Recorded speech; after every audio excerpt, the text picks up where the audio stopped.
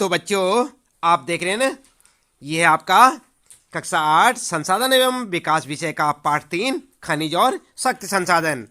हम आपको बता रहे हैं इस पाठ से संबंधित प्रश्नों के उत्तर अभ्यास प्रश्न उत्तर में। तो सबसे पहला प्रश्न है बच्चों आपका, निम्नलिखित प्रश्नों के उत्तर दीजिए। और प्रश्न है फर्स्ट वाला है आपका, प्रतिदिन आपके उपयोग में आने वाले 3 सामान्य खनिजों के नाम बताइए। उत्तर में क्या लिखेंगे आप? उत्तर लिखेंगे प्रतिदिन उपयोग में आने वाले सामान्य खनिज हैं लोहा, नमक और ग्रेफाइट। ठीक है, तो इस प्रकार से आप अपना उत्तर लिखेंगे। अगला प्रश्न है बच्चों, सेकेंड क्वेश्चन है, अयस्क क्या है? धात्विक खनिजों के अयस्क सामान्यतः कहाँ पाए जाते हैं? उत्तर लिखेंगे आप, जिन सेलों से खनिजों का खनन किया जाता है वे सेल अयस्क कहलाती हैं। धात्विक खनिजों के अयस्क सामान्यतः आग्नेय और कायांतरित सेलों में पाए जाते हैं। आई ना बात समझ में? तो इस प्रकार से आप दूसरा प्रश्न है आपका और इसका उत्तर लिखेंगे। अगला प्रश्न है बच्चों, थर्ड क्वेश्चन है आपका, प्राकृतिक गैस संसाधनों में संपन्न 2 प्रदेशों के नाम बताइए। तो कौन से 2 प्रदेश हैं वो? उत्तर में लिखेंगे प्राकृतिक गैस संसाधन से संपन्न 2 प्रदेश हैं जैसलमेर यानी कि राजस्थान में और मुंबई महाराष्ट्र में। ठीक है ना, तो इस प्रकार से आप जो है 2 प्रदेशों के नाम लिख सकते हैं। ये आपका थर्ड क्वेश्चन और उसका आंसर। अगला क्वेश्चन है बच्चों, निम्न के लिए आप ऊर्जा के किन स्रोतों का सुझाव देंगे? किन के लिए? ग्रामीण क्षेत्रों के लिए, तटीय क्षेत्रों के लिए और शुष्क प्रदेशों के लिए। उत्तर लिखेंगे आप, सबसे पहले बायोगैस, ठीक है, और उसके बाद ज्वारीय ऊर्जा एवं पवन ऊर्जा और तीसरे में पवन ऊर्जा एवं सौर ऊर्जा। क्या समझे आप? ग्रामीण क्षेत्रों के लिए क्या होगा? बायोगैस, तटीय क्षेत्रों के लिए ज्वारीय ऊर्जा एवं पवन ऊर्जा और शुष्क प्रदेशों के लिए पवन ऊर्जा एवं सौर ऊर्जा। तो इस प्रकार से आप अपना उत्तर लिख सकते हैं। समझ गए ना आप? यहाँ पर आपके लिए 3 बातें पूछी गई हैं तीनों क्षेत्रों के लिए और यहाँ पर जो है तीनों ऊर्जा के बारे में बताया गया है कि किसके लिए कौन सी ऊर्जा उपयुक्त रहेगी। अगला प्रश्न है बच्चों, यहाँ पर ध्यान देंगे, 5 तरीके बताइए या 5 तरीके दीजिए जिनसे कि आप घर पर ऊर्जा बचा सकते हैं। तो कैसे बचाएंगे आप घर पर ऊर्जा? उत्तर में लिखेंगे बच्चों, उत्तर में लिखेंगे घर पर ऊर्जा की बचत के तरीके और हेडिंग डाल के लिखेंगे आप यहाँ पर पॉइंटों में। फर्स्ट में लिखेंगे बिजली उपकरणों को आवश्यकता न होने पर बंद कर देना, है कि नहीं? आप बिजली के उपकरणों को बंद कर दिया करें जब उनकी आवश्यकता ना हो। दूसरा लिखेंगे सब्जी प्रेशर कुकर में पकाना, ठीक है, और इसके बाद तीसरा लिखेंगे CFL बल्ब व ट्यूब का प्रयोग करना। अगला लिखेंगे खिड़कियों को खुली रखकर प्राकृतिक हवा और प्रकाश को अधिकतम प्रयोग करना। और इसके बाद गैस जलाने से पहले सब्जियां काटकर व धोकर तैयार रखना। तो इस प्रकार से आप अपना उत्तर लिख सकते हैं घर पर ऊर्जा बचत के तरीके में।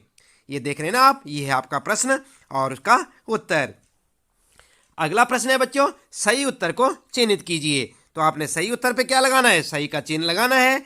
और फर्स्ट में आपके लिए निम्नलिखित में से कौन सी एक खनिजों की विशेषता नहीं है? और यहाँ पर 3 ऑप्शन आपके लिए, यहाँ पर 4 ऑप्शन है बच्चों, ध्यान दें 4 ऑप्शन है। क्या है? वे प्राकृतिक प्रक्रियाओं द्वारा निर्मित होते हैं। अगला है उनको या उनका एक निश्चित रासायनिक संगठन होता है। ग है वे असमाप्य होते हैं और घ है उनका वितरण असमान होता है। तो क्या लिखेंगे आप? इसमें से कौन सी विशेषता नहीं है? उत्तर देखते हैं, चलिए। उत्तर में लिखेंगे आप ये असमाप्य होते हैं। तो यहां पर आप सही का चिन्ह लगा सकते हैं। कौन सा सही है? ऑप्शन ग वाला। इसके बाद सेकेंड क्वेश्चन भी इसी प्रकार से आता है आपके सामने और सेकेंड क्वेश्चन में निम्नलिखित में से कौन सी अवरक का उत्पादक नहीं है? तो यहाँ पर जो है कौन सा जो है अवरक का उत्पादक नहीं है, कौन सा राज्य है? तो यहाँ पर क्या लिखेंगे आप? यहाँ पर देख सकते हैं 4 ऑप्शन है, झारखंड, राजस्थान, कर्नाटक और आंध्र प्रदेश। तो यहाँ पर कौन सा है? उत्तर में लिखेंगे कर्नाटक। देख रहे हैं ना, तो इस पर आप सही का चिन्ह लगाएंगे। कर्नाटक जो है आपका सही आंसर है। थर्ड क्वेश्चन है यहाँ पर और इसके भी 4 ऑप्शन है। निम्नलिखित में से कौन विश्व में तांबे का अग्रणी उत्पादक है? किसमें से? इन चारों में से। बोलीविया, चिली, घाना या जिम्बाब्वे। तो उत्तर देखेंगे आप, उत्तर में लिखेंगे आप चिली। ठीक है, तो आपका ऑप्शन सही कौन सा होगा? चिली। और इसके बाद अगला प्रश्न है बच्चों, निम्नलिखित प्रक्रियाओं में से कौन सी आपके रसोई घर में द्रवित पेट्रोलियम गैस यानी कि एलपीजी को संरक्षित नहीं करेगी? और इसके भी 4 ऑप्शन आपके सामने ये हैं। और ये कौन से हैं? पकाने से पहले दाल को कुछ समय के लिए भिगोना, ख वाला ऑप्शन है। प्रेशर कुकर में खाना पकाना, ग है पकाने के लिए गैस जलाने से पूर्व सब्जी को काट लेना, और ग है खुली कढ़ाई में कम ज्वाला पर भोजन पकाना। तो इसमें से आपके लिए उत्तर सही क्या होगा? उत्तर होगा सही खुली कढ़ाई में कम ज्वाला पर भोजन पकाना। ठीक है ना, तो कौन सा उत्तर रहेगा आपका? घ वाला ऑप्शन सही होगा। इसे आप लिख सकते हैं। अगला प्रश्न है बच्चों, यहां पर प्रश्न 3 में आता है कारण बताइए। तो कारण बताना आपने। फर्स्ट है, बड़े बांधों के निर्माण के पूर्व पर्यावरणीय पहलुओं को ध्यानपूर्वक देखना चाहिए। क्यों देखना चाहिए? क्या कारण है इसका? उत्तर में लिखेंगे आप। उत्तर लिखेंगे कारण, हेडिंग डालकर लिखेंगे क्योंकि बड़े पैमाने पर वनों को काटा जाता है, बहुत बड़ा क्षेत्र जलमग्न हो जाता है। अगला कारण है, स्थानीय स्तर पर भूकंप भूस्खलन का खतरा बढ़ जाता है। तो ये 2 कारण है बच्चों, मेन कारण 2 है ये, और इन्हें आप लिखेंगे। अगला है सेकंड क्वेश्चन है, अधिकांश उद्योग कोयला खानों के पास केंद्रित होते हैं, इसका क्या कारण है? तो उत्तर में लिखेंगे आप, कारण लिखेंगे, हेडिंग डालेंगे और पॉइंटों में लिखेंगे क्योंकि कोयला सख्त के साधन के रूप में उद्योगों की मांग पूरी करता है। और सेकंड कारण लिखेंगे, कोयला एक भारी खनिज ईंधन है जिसे दूर क्षेत्रों में ढोने से खर्च और समय बढ़ जाता है। ठीक है ना, तो इस प्रकार से आप अपने उत्तर लिख सकते हैं। अगला है बच्चों, थर्ड क्वेश्चन में पूछा है पेट्रोलियम को काला सोना कहा जाता है। तो क्यों कहा जाता है पेट्रोलियम को काला सोना? इसका कारण क्या है? कारण लिखेंगे उत्तर में और हेडिंग डाल के लिखेंगे पेट्रोलियम और इससे बने उत्पादों के महत्व तथा अधिक मूल्यवान होने के कारण ही इसे काला सोना कहा जाता है। समझ गए ना आप? क्यों कहा जाता है इसे काला सोना? क्योंकि यह मूल्यवान होता है और इसके जो उत्पाद होते हैं इनका अधिक महत्व है। इसके बाद अगला क्वेश्चन आता है बच्चों, आखनन पर्यावरणीय चिंता का विषय हो सकता है। तो कारण क्या है? उत्तर में लिखेंगे कारण और फिर लिखेंगे आखनन खुले गर्त वाली खनन क्रिया जिससे धूल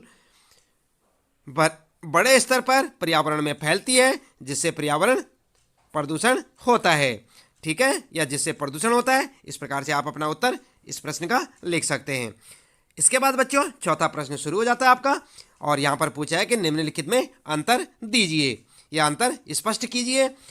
फर्स्ट में यहाँ पर आपके लिए पहला है परंपरागत और गैर परंपरागत ऊर्जा के स्रोत। तो इन दोनों में आपको अंतर बताना है। किन दोनों में? परंपरागत और गैर परंपरागत ऊर्जा के स्रोतों में। तो उत्तर लिखेंगे आप। उत्तर इस प्रकार से लिखें, परंपरागत और गैर परंपरागत ऊर्जा के स्रोत में अंतर, और हेडिंग डाल के लिखेंगे बच्चों। सबसे पहले लिखेंगे परंपरागत ऊर्जा के स्रोत किसे कहते हैं? तो यहाँ पर जो है पॉइंटों में लिखेंगे जिन स्रोतों का उपयोग मनुष्य अपनी ऊर्जा की आवश्यकताओं की पूर्ति के लिए लंबे समय से करता है, चला आ रहा है। और इसके बाद अगला लिखेंगे इन स्रोतों का भंडार सीमित है तथा ये नवीनीकरणीय ऊर्जा स्रोत हैं। ठीक है, अगला पॉइंट लिखेंगे इन ऊर्जा स्रोतों के उपयोग से प्रदूषण होता है। कोयला, पेट्रोलियम, प्राकृतिक गैस आदि परंपरागत ऊर्जा स्रोत के उदाहरण हैं। ठीक है ना, तो ये क्या था आपका पहला परंपरागत ऊर्जा के स्रोत के बारे में। इसके बाद अगला है गैर परंपरागत ऊर्जा के स्रोत क्या होते हैं। तो चलिए जान लेते हैं। जिन स्रोतों का उपयोग मनुष्य अपनी ऊर्जा की आवश्यकताओं की पूर्ति के लिए परंपरागत ऊर्जा स्रोतों के विकल्प के रूप में करने लगा है। अगला पॉइंट है जिन स्रोतों का भंडार सीमित नहीं है और ये नवीकरणीय ऊर्जा के स्रोत हैं। अगला पॉइंट लिखेंगे इन ऊर्जा स्रोतों के उपयोग से प्रदूषण नहीं फैलता, और सौर ऊर्जा, पवन ऊर्जा, ज्वारीय ऊर्जा गैर परंपरागत ऊर्जा स्रोत के उदाहरण हैं। तो आई बात समझ में किस प्रकार से आप परंपरागत और गैर परंपरागत ऊर्जा के स्रोतों में अंतर बता सकते हैं। तो इसी प्रकार से आप लिखेंगे। इसके बाद बच्चों अगला है आपके लिए अंतर बताने के लिए बायोगैस और प्राकृतिक गैस में अंतर बताना है आपने। तो उत्तर में लिखेंगे बायोगैस और प्राकृतिक गैस में अंतर। सबसे पहले लिखेंगे हम बायोगैस। क्या लिखेंगे? बायोगैस। और पॉइंट में लिखेंगे यह मानव निर्मित संसाधन है। दूसरा पॉइंट लिखेंगे यह जैविक अवशिष्ट जैसे मृत पौधे और जंतुओं के अवशेष, पशुओं का गोबर आदि से तैयार की जाती है। अगला पॉइंट लिखेंगे बच्चों, इसका उपयोग खाना पकाने तथा बल्ब जलाने आदि में घरेलू जरूरतों के लिए किया जाता है। अगला लिखेंगे, इसके प्लांट ग्रामीण और शहरी दोनों क्षेत्रों में लगाए गए हैं। ठीक है ना। तो किसकी बात हो रही है? बायोगैस की। अब देखते हैं प्राकृतिक गैस किसे कहते हैं। तो प्राकृतिक गैस भी आप जो है पॉइंटों में लिखेंगे। यह प्राकृतिक संसाधन है, यह पेट्रोलियम निक्षेपों के साथ पाई जाती है। इसका उपयोग घरेलू और वाणिज्यिक ईंधनों के रूप में किया जाता है। ठीक है ना। अगला पॉइंट लिखेंगे, भारत में प्राकृतिक गैस जैसलमेर, कृष्णा, गोदावरी डेल्टा और त्रिपुरा और मुंबई के अप तटीय क्षेत्रों में पाई जाती है। ठीक है, समझ गए ना आप? बता सकते हैं। इसके बाद बच्चों अगला है अंतर बताने के लिए लोहा और अलोह खनिज। इन दोनों में आपने अंतर बताना है कि लोह खनिज और अलोह खनिज किसे कहते हैं।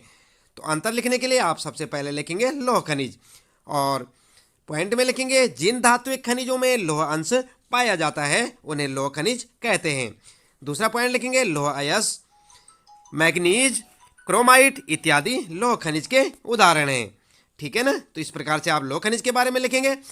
नंबर 2 पे लिखेंगे अलोह खनिज, जिन धात्विक खनिजों में लोह अंश नहीं पाया जाता जैसे सोना, चांदी, तांबा आदि अलोह खनिज के उदाहरण हैं। तो इस प्रकार से समझ गए ना आप लोह और अलोह में अंतर। इसके बाद अगला अंतर बताना आपने धात्विक और अधात्विक खनिज में। तो आप क्या करेंगे, उत्तर लिखेंगे धात्विक और अधात्विक खनिजें और उसके बाद जो है नंबर 1 लिखेंगे धात्विक खनिज और फिर लिखेंगे पॉइंटों में, जिन खनिजों से धातु प्राप्त होती है उनको पीटकर पतली चादरों, यहाँ पर जो कादर ना लिखें चादर लिखें, चादरों के रूप में परिवर्तित किया जा सकता है। इनमें चमक होती है, इन्हें क्या कहते हैं? धात्विक खनिज। दूसरा पॉइंट लिखेंगे लोह अयस्क, मैग्नीज, क्रोमाइड, सोना चांदी इत्यादि धात्विक खनिज के उदाहरण हैं। ठीक है ना।